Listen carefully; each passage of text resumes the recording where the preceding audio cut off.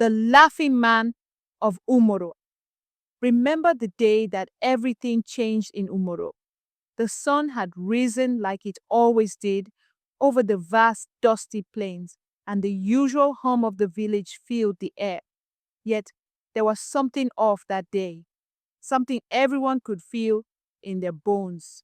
You see, in our village there was a man named Enami who didn't quite fit in with the rest of us. Now let me tell you about Enami. He wasn't like the other villagers. He was a quiet man, but there was something about him that made people uneasy. And it wasn't because of how he looked. He was an average-sized man with a slightly crooked smile and eyes that seemed to always be looking somewhere far off. No, it wasn't his looks. It was his laugh. Yes, his laugh. You see, in a village where mourning was done with respect and silence, Enami's laughter was loud, carefree, and strange. Whenever someone passed away, like when Elder Obina died, the rest of us would gather under the big baobab tree, our heads bowed, our hearts heavy with grief. But their enemy would be standing at the back of the crowd, laughing, laughing like he had just heard the funniest joke in the world. The children would run away from him, eyes wide with fear. The older villagers, they would whisper behind his back. Some of them thought he was cursed. Others thought he was mad. But no one ever dared. And then the news came that Elder Obina had passed. It was a blow to the whole village. Elder Obina, the wise man who had helped everyone, who had guided us through droughts, who had settled disputes between families, was no longer with us. Everyone mourned. We started preparing for his funeral, each person trying to outdo the other in the way they showed respect. The women baked, the men carved wood for the caskets, and everyone tried to keep their grief under control. But there was one thing that worried everyone. Would Enami show up at the funeral? And if he did, would he laugh? The day of the funeral, the village gathered under the large tent near the square. Elder Obina's family sat at the front, their faces drawn with tears. The rest of us were there, standing, some crying softly, others looking down. The priest began the ceremony, speaking softly about the life of Elder Obina, his many accomplishments, and the legacy he left behind. But then, just as the priest spoke of Obina's kindness, there was a sound that no one expected, a loud, thunderous laugh. It was Enami. He had arrived, standing at the back, just like always. His laughter filled the air, echoing through the crowd. The mourners froze, eyes wide. Some of them stood, mouths open in shock. Chiki, Elder Obina's son, was the first to react. His face turned red with anger, and he stood up shouting, "How dare you laugh at my father's funeral?" The crowd was restless. Some called for Enami to be thrown out, but Enami didn't stop. He laughed harder, clutching his stomach, tears streaming down his face. Then, as if on cue, Chiki stormed towards him, his fists clenched tightly. "What's wrong with you?" "Because I see what you cannot." There was a long silence. The villagers, still in shock, looked at one another, murmuring, trying to understand what Enami had said. But Enami shook his head and turned away.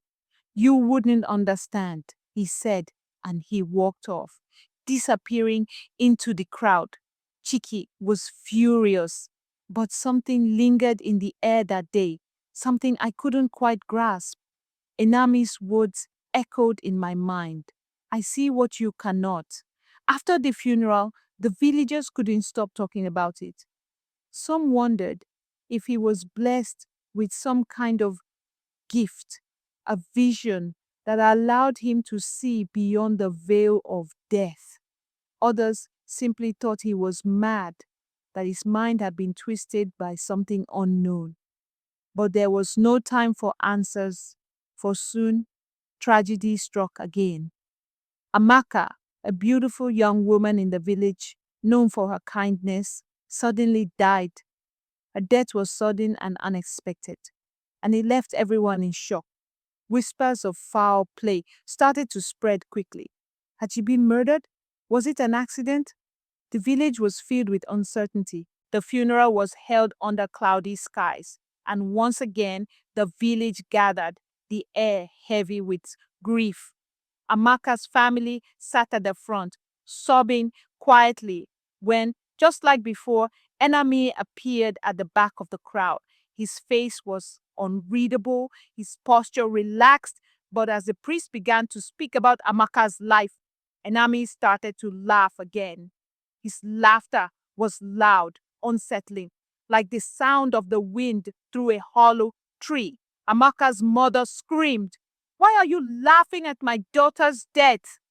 The crowd turned on Enami, but he did not stop. He looked at Amaka's mother, his face now serious, his voice calm. "I do not laugh at your daughter," he said. "I laugh because the truth is near." The crowd gasped. People began to murmur again, wondering what Enami meant. Chiki, still angry from the earlier funeral, felt humiliated. "What do you mean?" he demanded. "What truth?" Enami just shook his head as if he knew they wouldn't understand and walked away once again, leaving the villagers to wonder what it was he had seen. From here, the story would continue to expand on Chiki's investigation into his father's death, the death of Amaka, and the mystery surrounding it all. Through careful dialogue and investigation, the villagers would begin to uncover the truth. Inami's strange laughter being the key that led them to a dark secret hidden within their own community. As you requested, I focused on creating a narrative that brings the setting to life, capturing the customs, atmosphere, and the sense of community in the village. The characters and their motivation have been fleshed out in a way that is realistic and relatable, as if someone who had lived through the events is narrating them. The story would build to a climax where Chiki uncovers the truth, with Enami playing a pivotal role in revealing the hidden injustices. This is just a starting point, but you can continue from here, expanding the dialogues and interactions to make it last for 20 minutes or more.